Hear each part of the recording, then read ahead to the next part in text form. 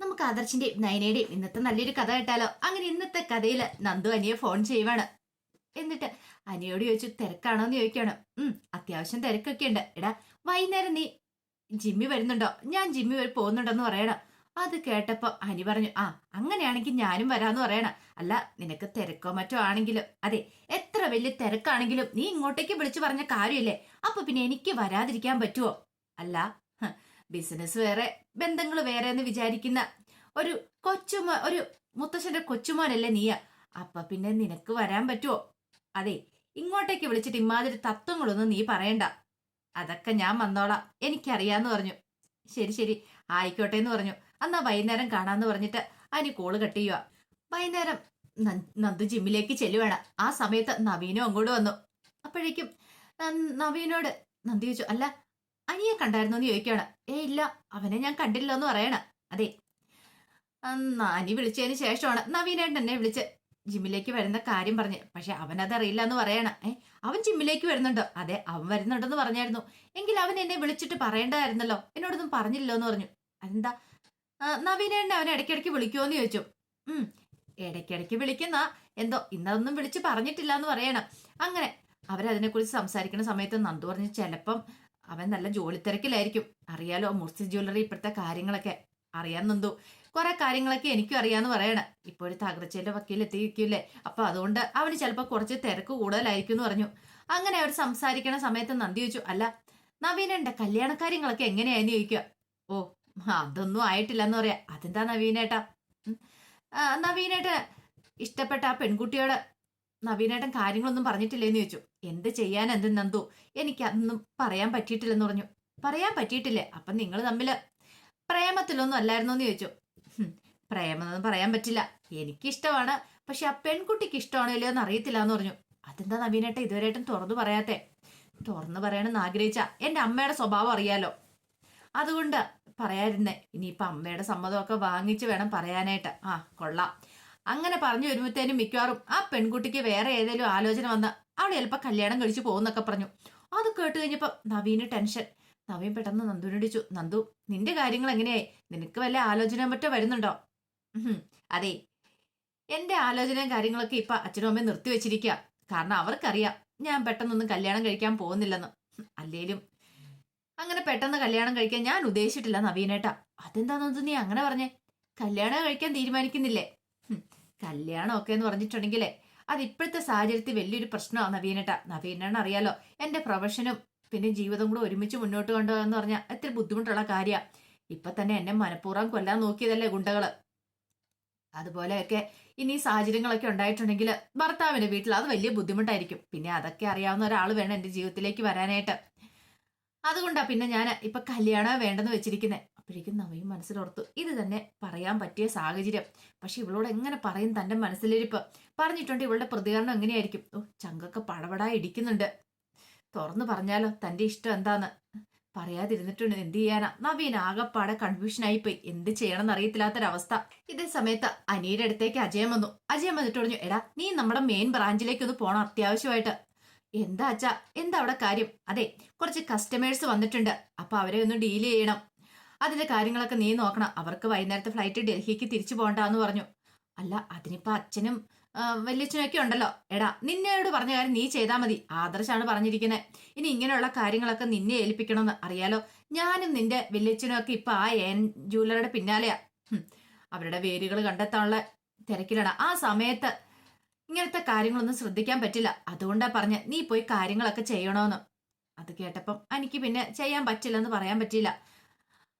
അനി പറഞ്ഞു, ശരി അച്ഛാ, ഞാൻ ചെയ്തോളാന്ന് പറയണ. അല്ല, ആദർശേട്ടൻ വിളിക്കോ മറ്റോ ചെയ്തോ? അതെ, അവിടുത്തെ കാര്യങ്ങളൊക്കെ ആദർശം നല്ല ഭംഗിക്ക് നോക്കിക്കോളും. പോരാത്തന് അച്ഛൻ അവിടുത്തെ കാര്യങ്ങളൊക്കെ ചെയ്തു വെച്ചിട്ടുണ്ടല്ലോ. നീ അതൊന്നും ഓർത്ത് തല പോയിക്കണ്ട. ഇപ്പൊ നീ ഇതിനെക്കുറിച്ച് ചിന്തിച്ചാൽ മതി എന്ന് പറയണം. പിന്നെ എന്തേലും ആവശ്യം ഉണ്ടെങ്കിൽ എന്നെ വിളിക്കാൻ മറക്കരുതെന്ന് പറഞ്ഞു. ശരി അച്ഛാന്ന് പറഞ്ഞു. പിന്നീട് അനി ചിന്തിച്ചു, തൽക്കാലത്തേക്ക് ജിമ്മിലേക്ക് പോകണ്ട. അവളോട് പറഞ്ഞ് അവൾക്ക് വാക്ക് കൊടുത്താ നന്ദുവിന് ജിമ്മിലേക്ക് ചെല്ലാന്ന്. പക്ഷേ എങ്കില് ആദ്യം ബിസിനസ്, അത് കഴിഞ്ഞിട്ട് മതി ബാക്കി കാര്യങ്ങളൊക്കെ. ജോലി കളഞ്ഞിട്ടുള്ള കറക്കവും കാര്യങ്ങളൊന്നും വേണ്ട. അങ്ങനെ അനിയും ചിന്തിച്ചു. അതുകൊണ്ട് അനി ജിമ്മിലേക്ക് പോകാൻ കൂട്ടാക്കിയില്ല. അങ്ങനെ കുറെ സമയം കഴിഞ്ഞു കഴിഞ്ഞപ്പോഴത്തേനും കനക അനന്തപുരിയിലേക്ക് വരുവാണ്. ഈ സമയത്ത് അബി അവിടെ നിൽക്കുന്നുണ്ടായിരുന്നു. അഭി കനയെ കണ്ടപ്പോ ചോദിച്ചു, അല്ല അമ്മ ഇപ്പൊ ഇങ്ങനെ ഇങ്ങോട്ട് കാണാനേ ഇല്ലല്ലോ എന്ന് പറഞ്ഞു. എന്ത് ചെയ്യാൻ എന്റെ അഭിമോനെ, നിനക്ക് ഇപ്പൊ എന്നെ കാണാനൊന്നും പറ്റുന്നില്ലല്ലേ എന്ന് ചോദിക്കുക. എടാ ഞാൻ ഇവിടെയൊക്കെ തന്നെ ഉണ്ടെന്ന് പറയണ. അത് പിന്നെ അമ്മേ, അല്ല അമ്മ എന്താ ഈ വഴിക്കൊക്കെ പെട്ടെന്ന്? അതെ, ഇവിടെ നല്ല കുമ്പളങ്ങയുടെ കുറെ വിത്ത് കൊടുക്കുന്നുണ്ടെന്ന് കേട്ടു. അത് കേട്ടപ്പോ അഭി ഇങ്ങനെ നോക്കുകയാണ്. എടാ എന്റെ 2 പെൺമക്കളെ കെട്ടിച്ചു വിട്ടിരിക്കുന്ന ഇങ്ങോട്ടേക്കല്ലേ, അപ്പൊ എനിക്ക് ഇങ്ങോട്ടേക്ക് വരുന്നതിന് നിന്റെ പെർമിഷന്റെ കാര്യമുണ്ടോന്ന് ചോദിച്ചു. അതില്ല അമ്മേ, അതെ നീ കൂടുതലൊന്നും പറയണ്ട. അല്ല നീ നിന്റെ അമ്മയൊക്കെ ഇവിടുത്തെ ഇപ്പൊ ജോലിക്കാരാന്ന് കേട്ടല്ലോ, എങ്ങനെയുണ്ട്? എന്റെ അമ്മ എന്ത് ചെയ്യാനാന്ന് പറ, പണിയെടുത്ത് നടുപൊടിഞ്ഞെന്ന് പറയാ. ആണോ? നടുപൊടിയണം. എടാ അനന്തപുരി വീട്ടിൽ പട്ടികളില്ലല്ലോ എന്ന് പറഞ്ഞു. ഇല്ല, അങ്ങനെയാണെങ്കിലേ കുറച്ച് പട്ടികളെ കൂടെ മേടിക്കണം. എന്നിട്ട് എന്താണെന്നറിയോ, നീ അതിന്റെ കാര്യങ്ങളൊക്കെ നോക്കണം. അതിനെ നടത്തിക്കാനൊക്കെ കൊണ്ടുപോകണം, അതിന്റെ കൂട് കഴുകണം, സർവ്വ കാര്യങ്ങളൊക്കെ നോക്കണം. അതാ നിനക്കൊക്കെ പറ്റിയത്. എടാ നിന്റെ ഭാര്യ നീ എന്തിനാടാ പരസ്യത്തിൽ അഭിനയിക്കാൻ വിട്ടേക്കെന്ന് ചോദിച്ചു. എന്റെ അമ്മ, ഞാൻ പറഞ്ഞിട്ടുണ്ടെങ്കിൽ അവൾ അനുസരിക്കത്തൊന്നുമില്ല. എന്തുകൊണ്ടാടാ അനുസരിക്കാത്തെ? അവളുടെ വിചാരം എന്താ? ആദർശ് ചെയ്ത തെറ്റ് അതിനിവിടെ ആരും ശിക്ഷ കൊടുത്തിട്ടില്ല. എന്നിട്ടോ നിനക്ക് ശിക്ഷ വന്ന് നിന്നെ ജയിലിലാക്കി. അതൊക്കെയല്ല അവളുടെ മനസ്സിലിരിപ്പ്. അവൾക്ക് ആ ഒരു ദേഷ്യമൊക്കെ മനസ്സിലുണ്ട്. അതുകൊണ്ടാണ് അവൾ ഇങ്ങനെയൊക്കെ അഭിനയിക്കാനൊക്കെ പോന്നെ. നിനക്ക് അവളോടൊന്നും പറയാൻ പറ്റുന്നില്ല. എന്തുകൊണ്ടാ? നീയാണ് ആ തെറ്റ് ചെയ്തെന്നുള്ള കാര്യം അവൾ അറിഞ്ഞിട്ടുണ്ടെങ്കിൽ നിന്റെ കാര്യം തീർന്നു. അതല്ലേടാ കാര്യം. അത് പിന്നെ അമ്മേ, നീ കൂടുതൽ അമ്മേന്നൊന്നും വിളിക്കണ്ട.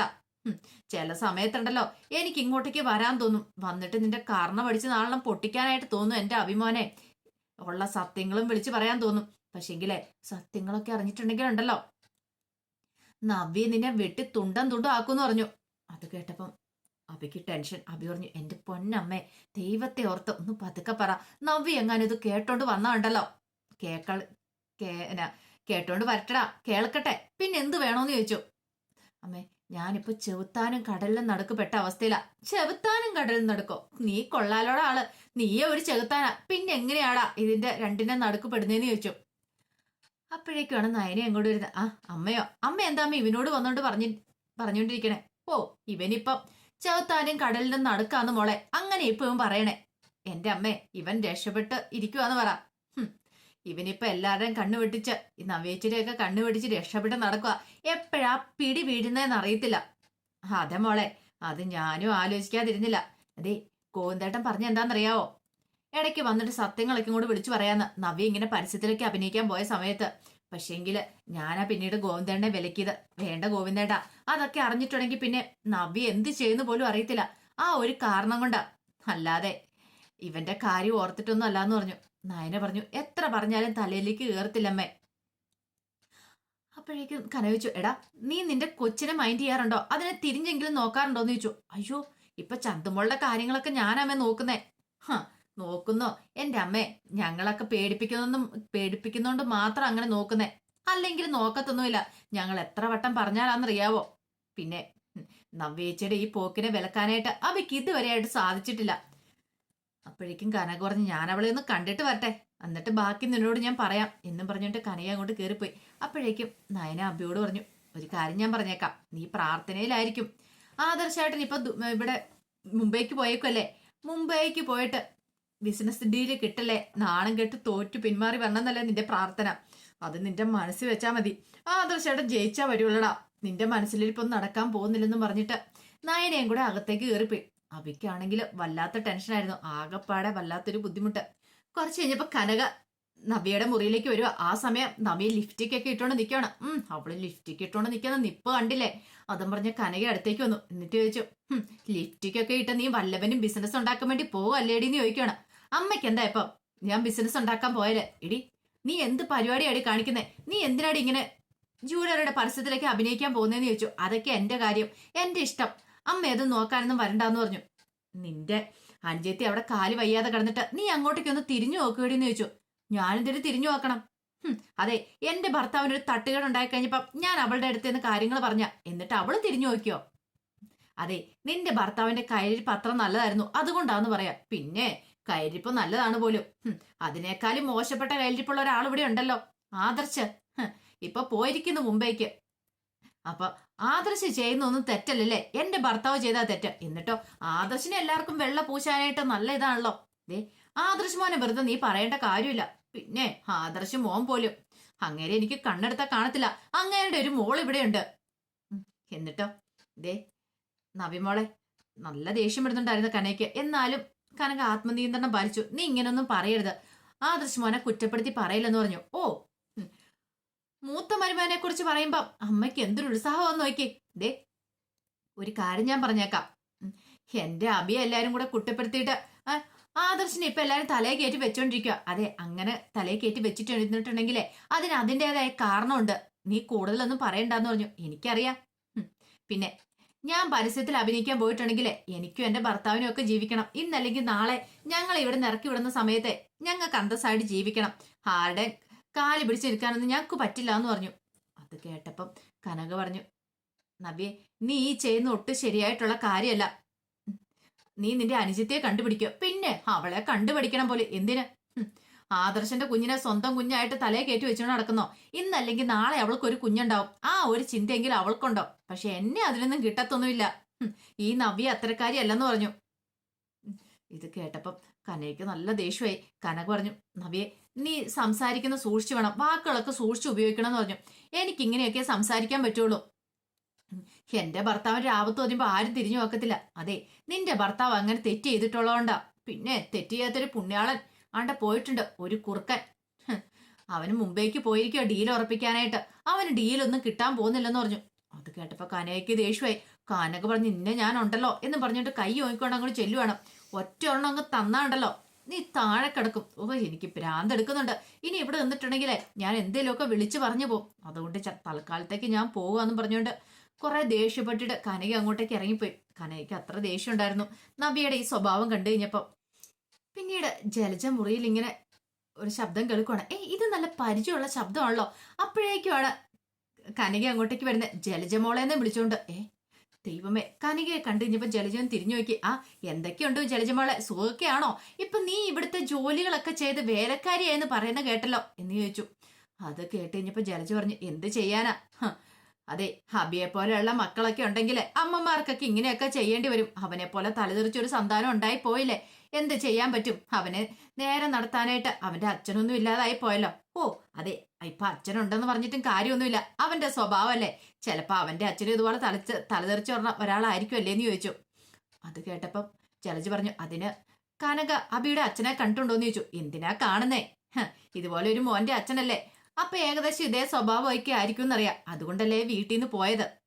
അതെ, അത് പോയതിന് തക്കതായ കാരണമുണ്ട്. അതെന്താണെന്നറിയാവോ? എന്ത് കാരണമാണല്ലോ എനിക്ക് കേൾക്കേണ്ട കാര്യമൊന്നുമില്ല. അല്ല, മെനു കിട്ടിയായിരുന്നോ എന്ന് ചോദിച്ചു. മെനുവോ? എന്ത് മെനു? അല്ല, ഈ വീട്ടിലുള്ളവരുടെ മെനു. എനിക്കൊരു മെനുവും കിട്ടിയിട്ടില്ല എന്ന് പറഞ്ഞു. അയ്യോ, അങ്ങനെയാണെങ്കിൽ മെനു വാങ്ങിക്കണം കേട്ടോ. എന്തിന്? അല്ല, വേണ്ട ആഹാരമൊക്കെ തയ്യാറായി കൊടുക്കണ്ടേ? അതെ, ഇവിടെ എല്ലാരും ഒക്കെ വ്രതത്തില. ആദർശം മുംബൈക്ക് പോയതുകൊണ്ട്. ആണോ?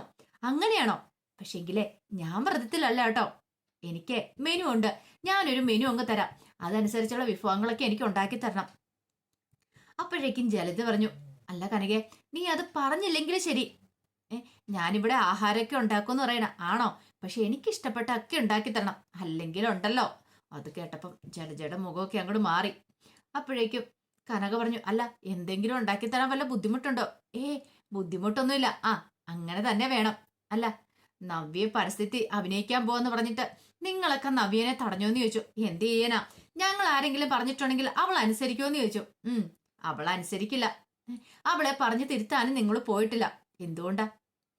പറഞ്ഞു തിരുത്തിയിട്ടും കാര്യമില്ലെന്ന് നിക്ക് മനസ്സ് തോന്നിയിട്ടുണ്ടായിരിക്കുമല്ലേ.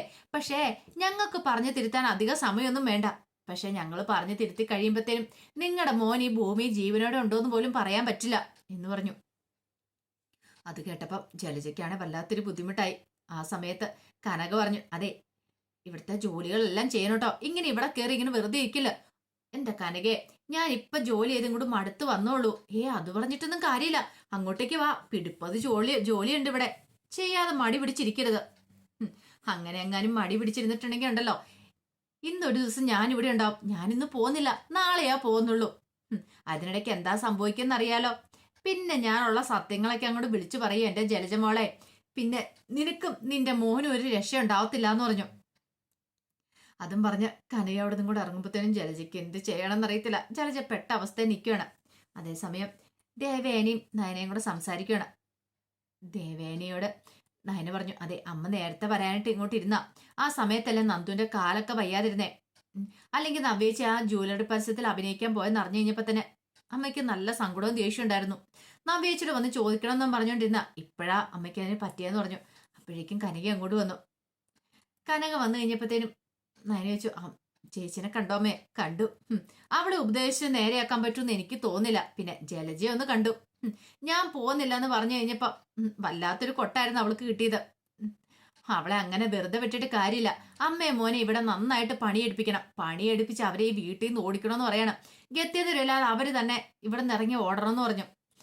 അത് കേട്ടപ്പോ ദേവേനി പറഞ്ഞു, അതെ, പക്ഷെ അത് അത്ര പെട്ടെന്ന് നടക്കുന്ന കാര്യമൊന്നുമില്ല. രണ്ടെണ്ണം ഇവിടെ പിടിച്ചു നിൽക്കാൻ വേണ്ടി കുറെ പരിശ്രമിക്കുമെന്ന് പറഞ്ഞു. അപ്പോഴേക്കുമാണ് അബി കടയിലൊക്കെ പോയിട്ട് അങ്ങോട്ട് വരുന്നേ. അബി അങ്ങോട്ട് കയറി പോകാൻ തുടങ്ങിയപ്പോ ദേവേനി ചോദിച്ചു, എടാ പറഞ്ഞെല്ലാം വാങ്ങിച്ചിട്ടുണ്ടോ? നല്ല ഫ്രഷ് സാധനമാണോ വാങ്ങിച്ചത്? അതെ അമ്മായി, അതെ ചീഞ്ഞതും പൊടുത്തതൊക്കെ ആണെങ്കിൽ നിന്നെ വീണ്ടും വിടൂന്ന് പറഞ്ഞു. അങ്ങനെ ഒന്നില്ല അമ്മായി എന്ന് പറഞ്ഞു. അപ്പോഴേക്കും കനക പറഞ്ഞു, എടാ നിനക്ക് മാന്യമര്യാദയ്ക്ക് ഒരു ജോലി ഉണ്ടായിരുന്നില്ല ജ്വല്ലറിയില്.